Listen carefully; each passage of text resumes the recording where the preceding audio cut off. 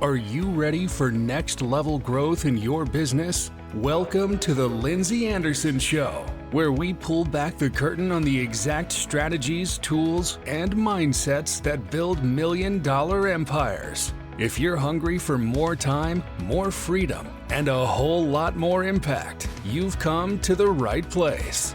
Buckle up, because we're about to ignite your business journey. Now, here's Lindsay. Hey, everybody. Welcome to this episode of The Lindsay Anderson Show. I am so excited for today's special guest. I have Mr. Steve Cadigan. He is a globally renowned talent advisor, speaker, and author, best known for his work in shaping LinkedIn's culture as its first CHRO and his groundbreaking book, Work Quick.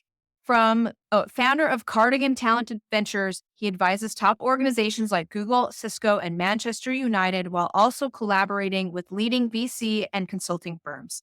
Based in California, he brings in over 25 years of HR leadership experience and a unique perspective on the future of work shaped by his roles as both employee and employer. I'm so excited to welcome Steve to the show. Hi, Lindsay. Happy to be here. Glad to have you here. Now, in the green room, we talked a little bit about what has been occupying a lot of your mind space these days. And you mentioned AI. Can you expound a little bit on that? Yeah, listen, I work with leaders, organizations, cities, governments around the world, and everyone is, interestingly enough, feeling behind about this AI tsunami. It showed up yesterday, and everyone is concerned. Am I learning enough? How does it impact me? How does it impact my business? What does that mean for the future of work, the future of how we create value? And so everyone's trying to make sense of this right now. And it's so fascinating to me because the founders of AI, the earliest creators, are as terrified as they are excited. Yeah. And we've not had something like this before. And it's such a confusing path because I think we're so used to seeing technology as a means to drive greater productivity. And AI is not necessarily best utilized for that. AI is used to create value in a different way. And so we're really grappling with this new sort of modality, if you will, of how do we leverage this and how do we think about it? And so that's probably the biggest thing that I'm spending time with, trying to understand and work with my clients around. Yeah, I agree with that. And in terms of adding just a little bit more context to this situation, as you're working with clients, what Mhm. kind of AI are we talking about here? I think it is. I'm trying to come up with a common definition of AI. So when I'm using AI with people, we're like talking about the same thing. Same way I have most of my career around when you say culture. What does that mean to you, and how do you think about it? And I'm thinking about massive amounts of data that we're being able to leverage to derive all kinds of insights, and then regenerative data in that respect. So it's a huge field, but your question is a really good one. And I don't know that we have a common language around how we think about AI yet in the same way we've used in the past thinking about culture, right? It's tricky. Yeah, it really is. And I know that one of your expertise is culture. How do you see AI affecting company culture? Well, right now I have to say, if step back and take a look at this tsunami of I feel like it's the worst marketing campaign in history when we consider it in the realm of work. Most of the narrative in the media is around job loss, skill replacement, the penetration of that being greater in the white collar workforce than ever before. Usually technology replaces blue collar work, and now we're seeing this replacing many professions, potentially in the legal workforce, for example. When I'm thinking about it, I'm thinking about, hey, I think this is something that we don't understand well enough to know yet what the true impact's going to be. But I think we all deserve and owe it to ourselves to spend a lot of time educating ourselves. What is it? How can we leverage it? And what do we need to know? And unlike other technology revolutions in the past, there's usually a little bit of a body of work or some benchmarks that we have to go by. For example, I get asked all the time by fill in the blank big company, can you tell us what other big companies like us are doing with AI? And I go, it's going to be a short conversation because we're really in the experimentation phase right now. Yeah. And in the experimentation phase, like that means you're on like the bleeding edge, as they say. So that has some real risks and obstacles associated with it. Have you found that to be true? The biggest problem is if you sit back and say, how can we leverage AI without a lot of benchmarks? That usually leads you pretty quickly to we're going to have to experiment. We're going to have to try some stuff. And then you look around and back to your last question around culture, how much of an experimentation culture do we have here? Are we willing to try? Are we a fail quickly and learn from it and then adapt and adjust based on the learnings?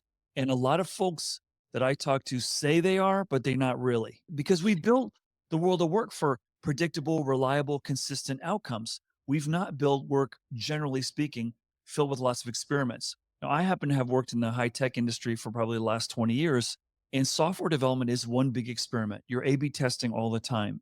And so when it comes to culture in high tech, which is why I love doing HR in that realm over most of my career, the the universe of talent in that industry is a little more open to trying new things when it comes to culture, whether it's how we communicate, how we think about performance management, how we think about building trust and so forth. But a lot of companies that were built by command and control, top down, the leader's always right. Don't ask a question unless we ask you first. We don't have a lot of paths that have been paved so far to follow.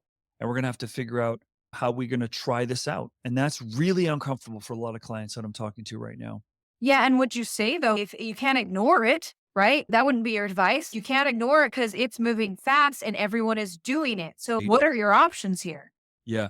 I think your options are A, to educate, B, to find who in your ecosystem has more information than you do. Do you have investors? Do you have employees? Do you have family members? Do you have schools that you're connected with that you can start to really build up your reservoir of confidence in this domain? And then try to find some low hanging fruit and some early wins. I think let's just take the world of recruiting, which I'm really familiar with. Right now, in the public domain, we can find information about people if we do a lot of research around what are their real estate interests? What's the value of their home? How much have they paid for their house? Are their parents divorced? Are they divorced? When did that happen? And all that stuff's actually in the public domain, but it takes a little while to go get it. AI is going to allow us to find that stuff in a second. Have we built guardrails yet or practices that say, yeah, that's probably not something that should be considered if we're considering someone for work or someone to do some work for us? We're facing a collision course with so many different kinds of ethical challenges that we need to start building what I call the AI nutrition label for any project that you're considering. If you're thinking about doing AI, you need to start thinking about what are the ethical implications? What's the impact of jobs and so forth?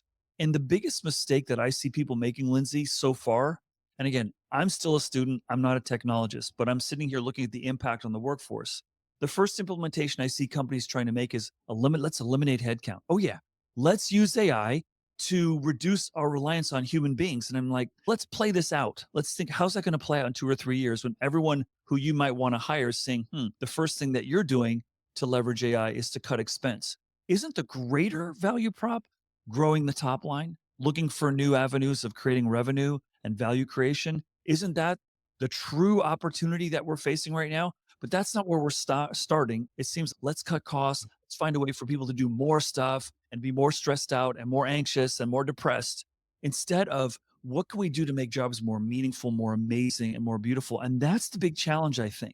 And when I go to companies, the first question I ask around AI adoption is let's look at your track record of technology adoption. And then I do, and it's a little bit cheeky, but it works every time. I say, let's talk about your adoption of email. How's that going? Is that making you a lot more productive? Now, something that's been around for about 20 years now, intended for us to find some technology advantage to allow us more time to think. No, we've used it as a vehicle to make everyone we work with more behind and more stressed out and load them up with impossible amounts of quantity to a volume of stuff to consume. And so we've are now going to make the leap that something 1,000 times more complex than anything we've ever dealt with before is going to be really easy for us to adopt when we haven't even proven with email that we've got a really good track record of adopting it. You see what I'm saying? So let's pause, proceed with caution. I grew up in the East Coast in the US, and we have an expression there, trust but verify. Don't just jump in here. There's a lot that even the creators of AI are terrified by. Sam Altman, when he released the CEO of OpenAI, when he released ChatGPT, the next week he's in Washington, D.C. saying, hey, y'all legislators need to put some laws and guardrails up because what I've just released is really potentially dangerous. And that's pretty antithetical to what we've been used to when it comes to technology. And I try to express it this way to business leaders. The creators of AI have delivered a baby to us, and they've told us that we need to be the foster parents, and we're going to have to raise it. They're not going to give it the values and give it the attributes. We have to raise it. And what I'm seeing is everyone's waiting for someone else to raise the baby. And that someone else could be big technology, but big technology is the bias that they want to make a profit. I think we all need to build a list of people whose opinions on AI we respect and value, who are delivering somewhat of an objective point of view. And I did a post about this on LinkedIn a few weeks ago, and I got a list of about 20 names of people I'd never heard of that people are saying, no, this person is an authority, has a really objective perspective that's unique. And I think that hopefully is going to help us build our confidence around how to interpret this and how to understand it so we don't just run off a cliff. And that the ethical considerations with as quickly as it's moving, like this thing is a beast. Mm. Yeah. It is. It is. It's unlike anything we've ever seen before, and it's completely nonlinear. Prior Yeah. software, prior technologies, it's A plus B equals C. Here, you add A plus B, throw it into the AI, something comes out, and even the creator's like, I don't know how I came up with that. The product you just sold me came up with the answer. No, because I don't know what data you put in. But the other thing is, and again, just minimize some of the fear that a lot of us have about this. I think that real great opportunity for us right now with AI is that it's forcing us to have a conversation around what makes us human, what makes us fundamentally unique, and how can we leverage that to take off some of the more mundane things that allow us to really use more of our superpowers, leading, communicating, having empathy, and understanding sort of the nuance and the context of certain situations. And that's not something we've been challenged with in the past. I think it's a really healthy thing, but very different than what we're used to. And the other challenge is going back to recruiting again. Most of us are used to saying, "How can I use that technology in doing what I do today?" So let's recruiting. All my friends are recruiting like, "Steve, how can we use AI to do recruiting better?" And I'm thinking, "No, I don't think that's the right question. I think the right question is, how can I use AI to solve the problem I'm solving with recruiting differently?" And the reason why I think we're going to struggle is because we're trying to shoehorn it into what we do and the way we do it now.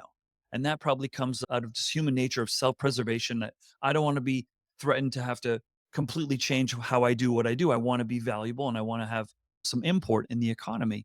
And so if you go to AI, for example, and say, how can I rethink solving recruiting with the powers that you have? Oh, AI got it or got us. AI is going to come to you and say, what is recruiting solving? What are you trying to solve? And then you got to answer, I've been doing recruiting all my life, but I never thought what I'm trying to do is really bring new skills and experiences into this organization so we can build something even more incredible. And then probably what AI will do is say, tell me about all the experiences and skills that you have in your company now. And most people will go, I have the resumes when I hired them, but I'm not really sure of all the skills and experiences people have.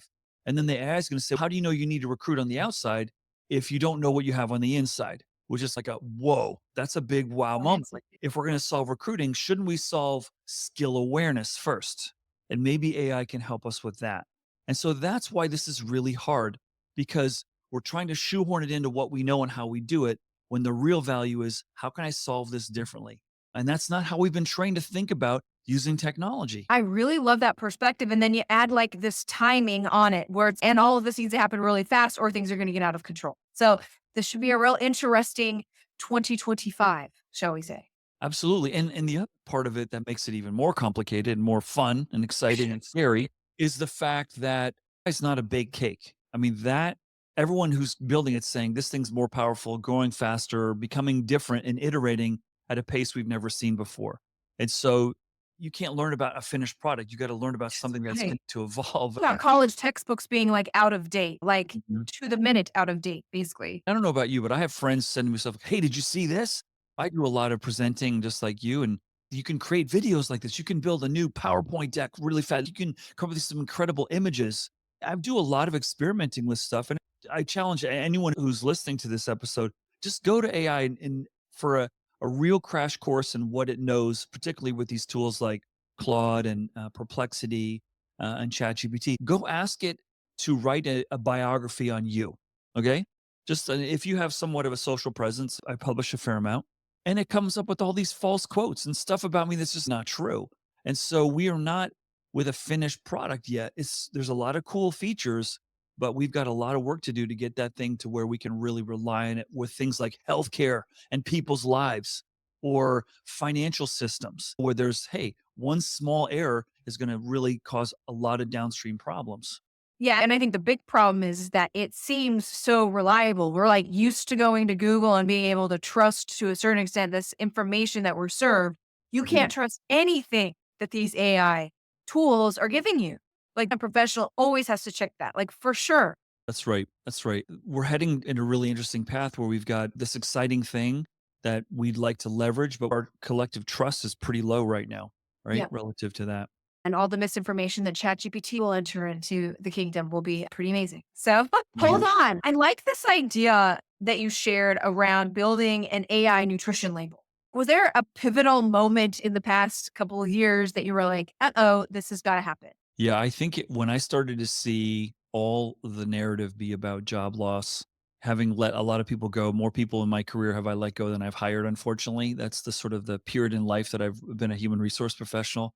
I started to see whenever you have to let anyone go in an organization, there is serious collateral damage, not only for the individual who's leaving, it's the individual who's letting them go, and letting them go is hard, but it's also the people who are the survivors of that kind of thing. And so the seduction of saving cost savings is great. Who doesn't want to be more productive and who doesn't want to have more savings? But that's the really easy way, I think, to use AI. But the more effective way is to, I think, get more skilled in trying to understand it. And that's probably the biggest leap is trying to how do we find a way for us to constantly upgrade our awareness, collective awareness, but there's so many dimensions to it. It's not like one product. There's so many different features. Like we were saying, the very first question of this whole discussion, there's so many different features of what AI is and what it can be. One of the things that I love this big experiment that happened at Walmart. Walmart is the first massive company, the largest retailer in the United States. They came out and said to all their professional salaried employees, not the retail clerks, but salaried employees, hey, and they had about 50,000. Here's this generative AI tool we're going to give you on your phone. Go play around with it and tell us what you can learn about making your job more interesting, maybe making yourself more productive, maybe creating insights that you can delight the customer more than you might normally. Just try it and tell us. And what I loved about that was here's a very huge enterprise that's traditionally pretty conservative and not in the business of taking huge risks, saying, here's this thing. We're not sure what it can do. You go play with it and you tell us and you tell each other what lessons you can learn from it. And let's share that, let's iterate, and let's see if there isn't some leverage. That was such a huge success. And they found so many ways of improving the job satisfaction, individual productivity, customer experiences, sales, revenue, that they said, let's open it up to another 25,000 people. And that I think is a really great case study of a very bold move by not a company that you would think is ready for bold moves in the world of AI. Yeah, I love that and how they're really approaching it and doing this testing. That's a really great way to like test and see what shakes out of there instead of this overall adoption. So that speaks to what you were saying earlier in the interview. Absolutely. And not prescribing, here's what you use it for. And that's a big experiment, which I think so far has yielded really great results. There's another company that's done some really interesting stuff, Prudential Insurance. Again, I've worked in insurance, so I could say not a really minefield of people, strategy, creativity. This is what you think on the outside. Prudential was struggling because they had a lot of workers leaving, their turnover was rising, and they're like, man, we feel like we got a lot of people leaving. They're either missing or we're missing the fact that they could probably do something else in the company and they're not aware of it, or we're not aware of it, or both of us aren't. So what they did was they built in-house this AI tool that matches every employee in the company with every job in the company, whether it's open or not. Lindsay, we know you're working over there in investor relations. If you ever wanted to go in product management, you're 40% qualified. And if you wanted to be a real viable candidate to be 60, 70% qualified, here's courses you can take. Here's the projects you could work on. Here's some mentors you could talk to make you more qualified. We don't know where you want to go. Only you know that. But did you know that you're 17 or you're 80% qualified for a job over in this department that you may never have even heard of or even knew existed? And that I think is a way that you can really leverage AI to raise the awareness. And that skill awareness is super, super important for organizations because we are in a real challenge right now where companies just cannot hire people at the pace that they want to, and they Mhm. can't find the skills fast enough. And what AI can do is show you how to combine, I think, in the very near future, how you can combine skills and experiences that people have had that maybe are preparing them for something that they might not be aware they're capable of doing, or that the company's not aware of that they could be capable of doing. And so, again, big experiment in a big, huge insurance company that I hope is going to be something we can all learn from. I love that. Can you share a little bit more about how you go and help companies with this problem Yeah, I or this think opportunity, I should say? It's hard to say what it is. Yeah, I look at my role right now in this AI tsunami as one of just trying to raise collective confidence. What is it? What is it not? And we spend a lot of time talking about what AI isn't and how understanding this is so different from simple off the shelf software packages that we've Yes. seen in the past. Is we're having to retrain our brains. And that's why I love having these examples like credentials, like the Walmarts, because everyone's show me what someone else has done.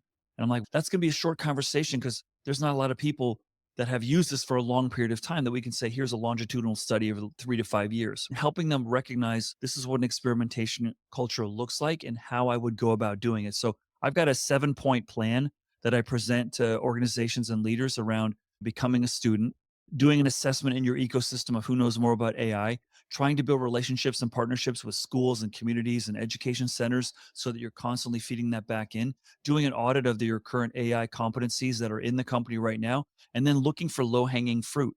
And towards getting that nutrition label, the greater your confidence is in your awareness and what's possible and what the risks are, the less likely you're going to make a big mistake, like Right. a big mistake. So, nutrition label will have things like, how's this impacting our culture? How is this AI project in alignment with all the values that we have about whether it's customer service or honesty and integrity or hardworking and so forth? Is AI going to come into conflict with this project? Right. So, coming up with that healthy pathway to start delivering us a common language and a level of comfort so that we can go forward into what is arguably the Wild West right now. Agreed. I like that.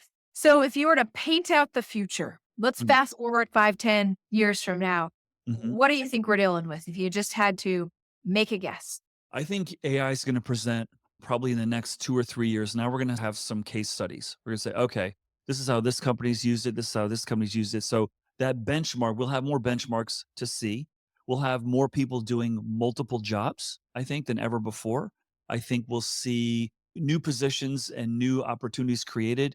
And I think what we'll see is a diminishment of people going into STEM majors and more people going in humanities, those so-called Interesting. soft skills, which in my book I call power skills, which are really hard to train, leading and communicating and having difficult conversations and problem solving and understanding context that we're going to be really good. One of the things that I've had to really become much more adept at in the last few months is prompting, how to relate, how to interact with AI. And there's a guy, Brennan, who's a professor at NYU, who's super interesting on this. I think he's at NYU or Penn. He's one of the people that I listen to all the time. Here's a little tip. Did you know that this does this? And I was like, that's why I discovered Perplexity. I'd never heard of Perplexity. He's, hey, this is like better than Google. And if you're a writer like I am, you can do research and it'll give you the citations. So I think we're going to see a greater community of awareness and sharing of that, of the knowledge and the power of what's possible.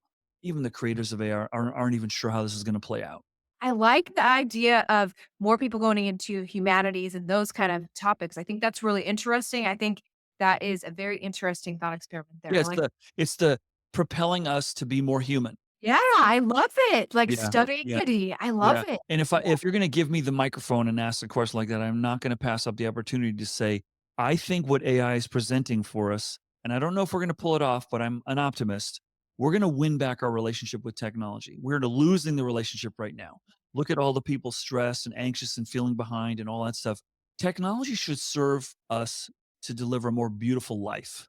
And right now, it's serving more stress, FOMO, anxiety, and that's not a healthy environment. We've got all this new research around brain health and wellness and sleep. And I'm not sitting here as an oracle of truth about all this stuff. I'm the person who does everything you're not supposed to do as soon as they get up. I look at my phone and I've got as many challenges as the next person. But I really feel like this is what we should be going after, not cutting jobs, winning back our relationship with technology so we have more enriching relationships with our family, with our friends, with our community, and understanding. And you live in the US just like I do. We have the most polarized society that I've ever seen. Saying, I'm right, you're wrong, I don't care about the truth, I hate you. And that is not where we want to be trending right now, especially as we, in theory, become more, aware of more things. And I really feel like it can level the playing field for regular old folk over all of these corporations and big tech Yeah. and government and like all these people that we do have information now being more readily delivered to our Yeah. fingertips that if we can use it more effectively. Lindsay, I heard in a phenomenal perspective. So, my wife last year completed a master's in gerontology, and I didn't know what the study was until she told me. But for those of you who don't know, the study of gerontology is really the study of aging. Over the course of the last 3 months, I've run into more and more people who are writing PhDs or doing research around AI and the aging of the population. And I was in Spain last week and I sat down with some really dear friends of mine. There's a university there I've been doing some work with over the years. And they said something I hadn't heard said before. And when I thought about it, I'm like, whoa, that is fascinating. They say AI is going to be the senior generation equalizer. That if you say advantage to humans and human skills, seniors have more of that than younger generations do, who are more texting and don't want to get into sort of unstructured conversation. That's super interesting. That maybe this is something that's going to swing the pendulum back to people having more value. I got a lot of friends over 50 and 60 who are feeling like, hey, no one's interested in me anymore. But if we're seeing, hey, AI is going to take away a lot of the stuff that people think they're not desired by companies because they're not as fast, as quick. If AI can solve all that, now we're really talking about your substance as a human being, like your knowledge and your pattern recognition. And seniors have a lot of that. So that's going to be really interesting to see if it plays out. I love that. I love it. And I love ending this on a high note. It's not about jobs. There's a lot of optimism here Yep. for everyone when it comes to AI. So, Steve, what a pleasure to have this conversation with you. Before I let you go, I'm going to turn the time over to you. Let everyone know how to find you and anything else you want the audience to know. Sure. Thanks again for having me, Lindsay. If you want to find me or have more discussion about this, you can go to my website, stevecadigan.com. You can find me on LinkedIn. You can also, if you want some comic relief, you can find me under Steve Cadigan on TikTok. I love that. Thank you, Steve, for being a guest on the show. There you have it, folks. Another really awesome episode of The Lindsay Anderson Show. As a reminder, if you're looking to attract high quality clients using social media, finding the people on social media and really using social media as a high quality lead generation platform, make sure you join me at my upcoming masterclass by going to lindsayae.com/workshop, and I will show you exactly how to do just that. Thank you so much for joining me for this episode of The Lindsay Anderson Show. Cheers to you and your success. That's a wrap for today's episode of The Lindsay Anderson Show. If you loved this episode, don't forget to subscribe, leave a review, and share how you're leveling up your business. Want more? Connect with Lindsay Anderson and get the tools you need to crush your goals at lindsayae.com. Until next time, keep pushing, keep growing, and turn those business dreams into reality.